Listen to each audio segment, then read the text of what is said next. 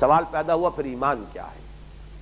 یہ جو اگلی آیت ہے اس پر تو گفتگو اصلاً ہمیں کل کرنی ہے، اس وقت صرف یہ نوٹ کر لیجئے، انما المؤمنون الذین آمنوا باللہ ورسولہ ثم لم یرتابوا۔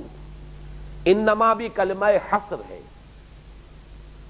کلمہ حصر سے مراد کیا ہے؟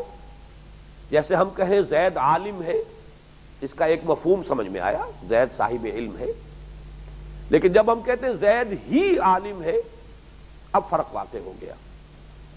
اب یہ کہ زید کے لیے علم بھی ثابت ہے اور یہ بھی ثابت ہے کہ اور کسی کے پاس علم نہیں ہے، زید ہی عالم ہے، بقیہ جو لوگ ہیں وہ علم سے محروم ہیں۔ اس اعتبار سے اس کو حصر کہتے ہیں کہ علم محصور ہے زید کی شخصیت میں، زید کی ذات میں، اس کو کلمہ حصر کہتے ہیں۔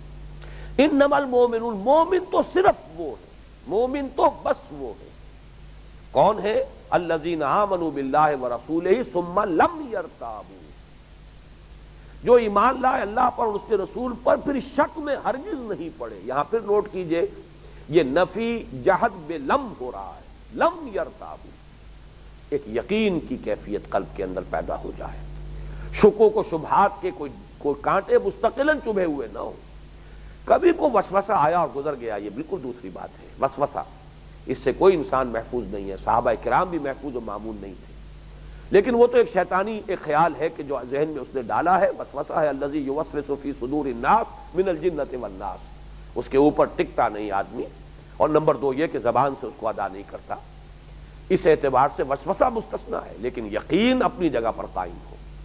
جیسے کہ ایک چٹان ہے، کوئی پانی کا ایک ریلا آیا ہے، ٹکرا کر چلا گیا، وہ چٹان جو ہے تھوڑا سا پانی کا اثر تو اس کے اوپر ہوگا، نمی تو ہوگی، اس کے سوا کچھ نہیں۔ وہ یقین والا ایمان، یہ رکن اول ہے ایمان کا۔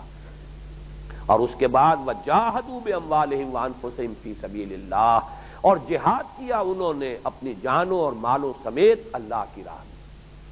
تو یہاں صرف آج یہ نوٹ کر لیجئے کہ ایمان حقیقی کے دو رکن ہیں، ایک ہے رکن یقین دل میں، دوسرا رکن ہے جہاد عمل میں۔ اسلام کے 5 ارکان ہیں، کلمہ شہادت، نماز، روزہ، حج، زکوٰۃ، یہ 5 ارکان اسلام کے ہیں۔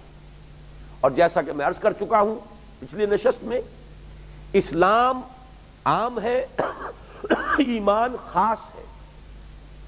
ہر مومن مسلم تو ہے، لہذا یہ 5 ارکان تو گویا کہ ہیں، تبھی تو وہ مسلم ہے۔ اضافی رکن 2 ہوں گے، یقین دل میں اور جہاد عمل میں۔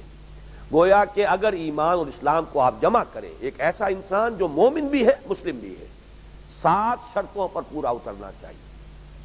2 کا تعلق ایمان سے ہے، زبان پر ایمان یعنی کلمہ شہادت، دل میں ایمان تصدیق بالقلب، یہ 2 تو ہو گئے ایمان، اور 4 عبادات، نماز، روزہ، حج اور زکوٰۃ، اور 5 میں جہاد، 2 جمع 5، 7 ارکان ہیں در حقیقت ایمان اور اسلام کو اگر جمع کیا جائے۔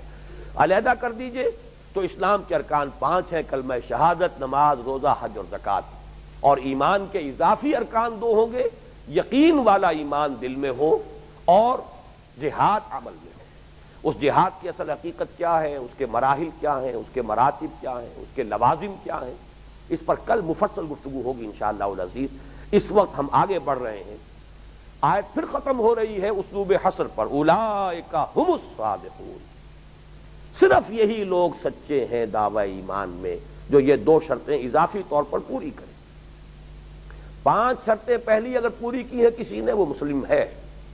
ولیکن قولوا اسلمنا، تم کہہ سکتے ہو کہ ہم مسلمان ہیں اگر 5 شرطیں پوری ہو رہی ہیں، لیکن اگر چاہتے ہو کوالیفائی کرنا مومن کے لیے تو پھر 2 اضافی شرطیں ہیں، نوٹ کر لو، دل میں یقین اور عمل میں جہاد۔ صرف وہ لوگ سچے ہیں دعوی ایمان میں۔